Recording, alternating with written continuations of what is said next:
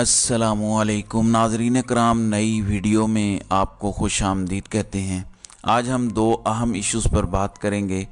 Supreme court of Pakistan में इमरान खान का cipher मुकदमा और साइफ़र केस जा रहा है और ये बड़ी अहम डेवलपमेंट है। उसकी वजह यह है कि आमिर फ़ारूक से तो इंसाफ की उम्मीद पाकिस्तान तहरीक इंसाफ को नहीं थी और ना ही इमरान खान को थी। वो सिर्फ ये चाहते थे कि ये हर सूरत दरख्वास्तों को डिसाइड करें मेरिट के ऊपर, ताकि हम सुप्रीम कोर्ट जाने वाले बने। अब दिलचस्प बात यह है कि ये जो दोनों आज फैसले आए हैं, जिसमें इखराज मुकदमा की दरख्वास्त भी खारिज की गई है, ज़मानत की दरख्वास्त को भी खारिज किया गया है, ये दोनों मामलात सुप्रीम कोर्ट ऑफ पाकिस्तान में जाएंगे।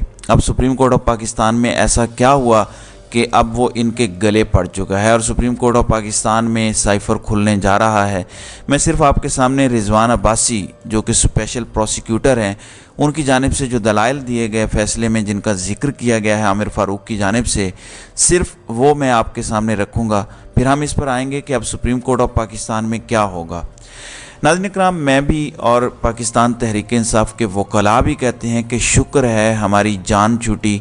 आप बेहतर जानते हैं कि वो इतना क्यों मायूस हैं यहाँ के निज़ाम से, और वो सुप्रीम कोर्ट ऑफ पाकिस्तान जाना चाहते थे क्योंकि सुप्रीम कोर्ट का अपना फ़ैसला आया है। जस्टिस जमाल खान मंदोखेल ने जो लिखा, और वो है ARY के प्रेसिडेंट इमाद यूसुफ का शहबाज गिल केस में।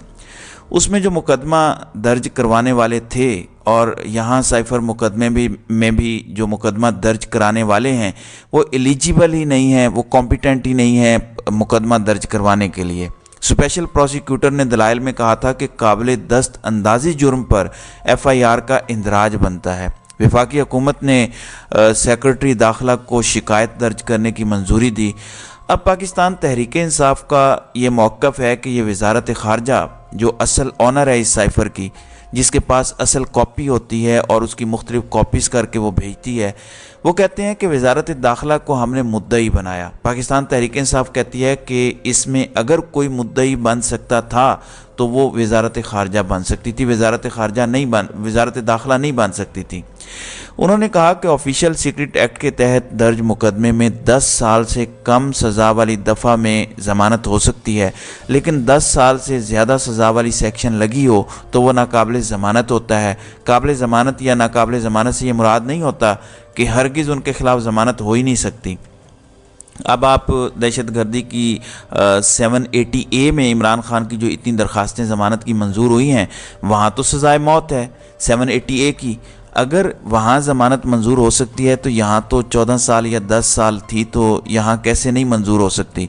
तो मैं आपको ग्राउंड्स बता रहा हूँ। तो अदालत ने कहा कि साइफ़र के ज़रिए जो भी मालूमात आ रही हैं, क्या वो आगे भी दी जाती हैं, जिस पर प्रोसिक्यूटर ने कहा कि एक कैटेगरी में आप आगे वो भेज सकते हैं, दूसरी कैटेगरी में आप नहीं भेज सकते। ये साइफ़र टॉप सीक्रेट था। ये टॉप सीक्रेट क्यों था? एक बंदा आपके साथ गुफ्तगू करते हुए कहता है कि आप इमरान खान को हटा दें तो आपके साथ मामलात मुस्तकबिल में बेहतर हो जाएंगे। इसमें कौन सा टॉप सीक्रेट था जो आवाम को नहीं बताना चाहिए था? स्पेशल प्रोसिक्यूटर ने कहा कि दरख्वास्त गुजार के वकील ने ऑफिशियल सीक्रेट एक्ट की सेक्शन 5 की दुरुस्त तारीफ़ या तशरीह नहीं की। इमरान खान ने साइफ़र की मालूमात आवाम तक पहुँचाई जिसके वो मजाज नहीं थे। Chief justice Islamabad high court ने कहा कि साइफ़र आने के रूल्स ऑफ प्रैक्टिस होंगे, कुछ SOPs होंगे। स्पेशल प्रोसिक्यूटर ने जवाब दिया कि साइफ़र के 2 कैटेगरीज होती हैं, जिनमें से एक की कम्युनिकेशन की जाती है मगर दूसरी कैटेगरी की नहीं होती। अब आप यहाँ अंदाज़ा लगाएं। कहते हैं कि इमरान खान ने आवाम तक वो चीज़ें पहुँचाई हैं। इमरान खान ने बतौर वज़ीर आज़म अगर आवाम के सामने कोई चीज़ें रखी हैं और उसके बाद काबीना ने उसको डिकोड किया है और कौमी सलामती ने उस पर मीडिया को एलामिया जारी किया और बाकायदा अमरीकी सफ़ीर से एहतजाज किया, तो फिर बताएं कि इमरान खान ने डीक्लासीफाई किया या कौमी सलामती ने डीक्लासीफाई किया। आपको याद होगा हमारे यहाँ कानून में मौजूद है, काबीना कोई चीज़ की मंजूरी बाद में देती है, एक्शन पहले हो जाता है। तो जो प्रोसिक्यूटर का जो प्रोस्पेक्टिव का एक कॉन्सेप्ट है, ये कानून का हिस्सा है।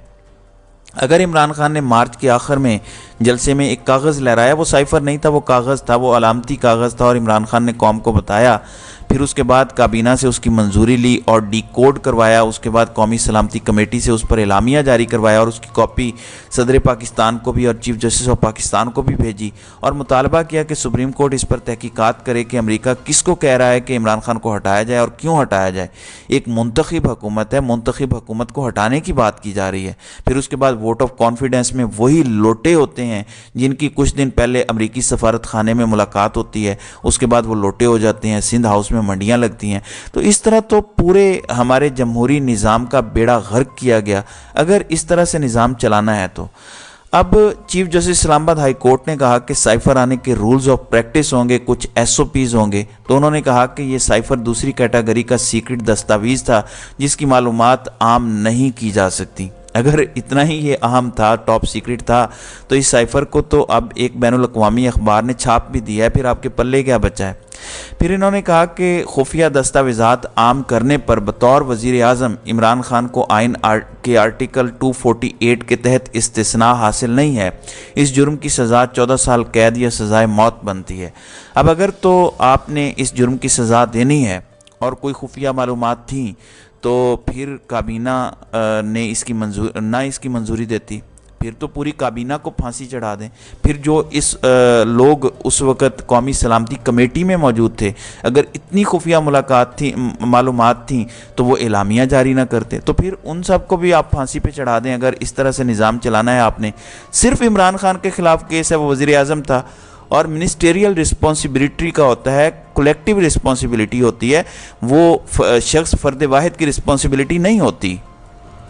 ایف آئی اے کے اسپیشل پروسیکیوٹر نے دلیل دی کہ سائفر کیس میں عمران خان کو عمر قید یا سزائے موت سنائی جا سکتی ہے۔ ان کا کہنا تھا کہ سابق سیکرٹری خارجہ سہیل محمود، ڈپٹی ڈائریکٹر عمران ساجد اور حسیب بن عزیز کا 161 کا بیان ہے۔ اسسٹنٹ نعمان کے پاس سائفر آیا، انہوں نے کہا کہ خود اعظم خان کا بھی اس پر 161 کا بیان ہے۔ 161 کا بیان وہ ہوتا ہے جو پولیس کے سامنے دیا جاتا ہے، جس پر نہ دستخط ہوتے ہیں نہ انگوٹھا ہوتا ہے۔ عام کریمنل کیسز میں 161 کا بیان خود پولیس والے ہی لکھ لیتے ہیں اور اس کی کوئی قانونی حیثیت نہیں ہے، جبکہ 164 کا بیان وہ ہوتا ہے جو عدالت میں دیا جاتا ہے، جبکہ 161 کا بیان پولیس کے سامنے دیا جاتا ہے۔ پولیس کے سامنے دیے گئے بیان کی کوئی حیثیت نہیں ہے۔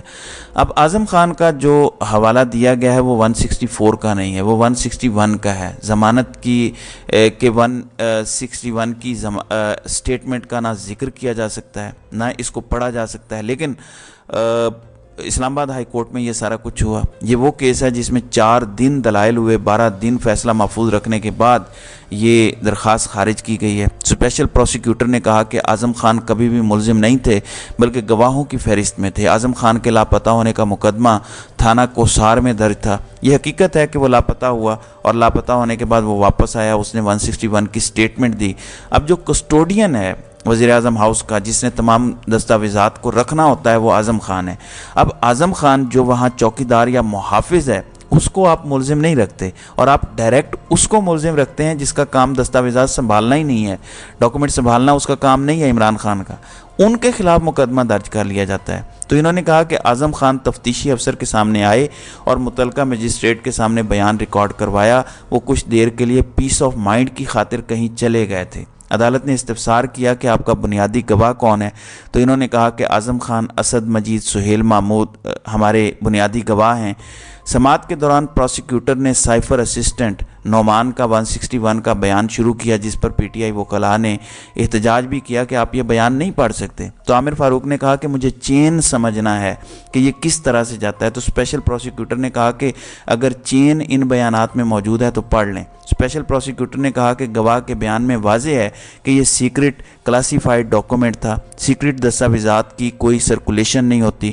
انہوں نے کہا کہ سیکرٹری خارجہ نے اپنے بیان میں کہا ہے کہ میں نے خفیہ دستاویز لکھا تھا، ریکارڈ صرف سائفر ڈپارٹمنٹ میں ہوتا ہے۔ ان کا کہنا تھا کہ عمران خان کی تقریر اور اعظم خان کا بیان بھی پڑھنا چاہوں گا، جس پر چیف جسٹس نے کہا کہ کیا ضرورت ہے پڑھنے کی، آپ ریکارڈ دے دیجئے گا، میں دیکھ لوں گا۔ اس پر مزید آرگومنٹس ہوتے رہے اور اس میں اہم بات جو لطیف کھوسہ کی تھی، لطیف کھوسہ نے کہا کہ سائفر کی معلومات عام کرنے کا اعتراف کر لیا، تو اس کا قطعاً یہ مطلب نہیں ہے کہ میں نے اعتراف جرم کر لیا۔ سائفر کی معلومات تو کابینہ اور قومی سلامتی نے عام کی ہیں، लतीफ़ खोसा ने कहा कि इमरान खान ने अवाम को कोई साइफ़र नहीं दिखाया, उन्होंने अलामती तौर पर जलसे में कागज़ लहराया, वो साइफ़र नहीं था।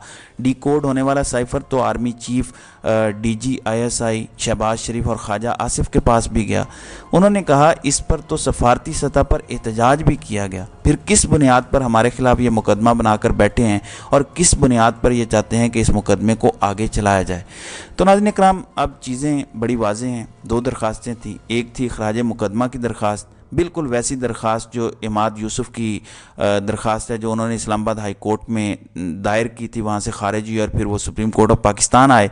यहाँ पर इमरान खान की दरख्वास्त भी इखराज मुकदमा की दरख्वास्त थी कि साइफ़र मुकदमा खारिज किया जाए, ये मुकदमा बनता नहीं है, जबकि दूसरी दरख्वास्त उनकी ज़मानत की दरख्वास्त थी। इन दोनों दरख्वास्तों पर आमिर फ़ारूक ने 12-12 दिन फ़ैसला महफूज किया और उसके बाद इन दरख्वास्तों को उन्होंने डिसमिस कर दिया।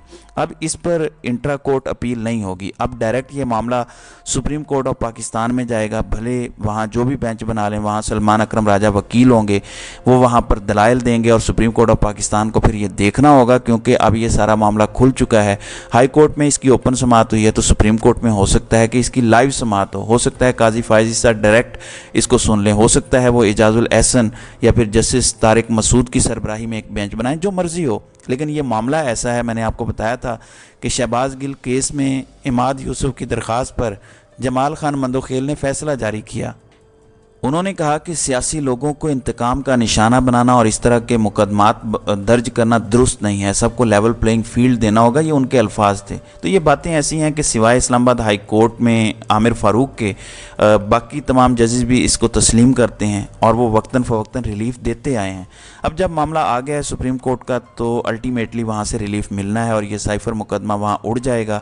पाकिस्तान तहरीक इंसाफ के वकला सिर्फ ये नहीं कहते कि हमारी दरख्वास्त मंजूर हो जाए, उन्हें पता था कि यहाँ पर क्या कुछ हो रहा है, किस तरीके से तारीख नहीं मुकर्रर की जाती। उनको पता था कि जानबूझकर फैसले महफूज करके फैसले सुनाए नहीं जाते, ये सारी चीज़ें वो जानते थे। उनका मकसद था कि आप मेरिट पर डिसाइड करें। तोशा खाना में भी यही होता रहा कि मेरिट डिसाइड नहीं होता था और वापस भेज दिया जाता था, तो कोई फ़ैसला नहीं होता था जिसको सुप्रीम कोर्ट में चैलेंज किया जाता। अब यहाँ मेरिट पर फैसले आ चुके हैं, दोनों फैसले चैलेंज हो चुके हैं आमिर फ़ारूक के इंट्रा कोर्ट अपील में इस्लामाबाद हाई कोर्ट में, और ये 2 फैसले डायरेक्ट अब सुप्रीम कोर्ट ऑफ पाकिस्तान में जाएंगे। अब इस पर मज़ीद क्या होता है, इस पर आइंदा वीडियोज़ में बात होगी। तो नाज़रीन इकराम, आपकी इस वीडियो के हवाले से क्या राय है, आप अपनी राय का इजहार कमेंट सेक्शन में ज़रूर कीजिएगा।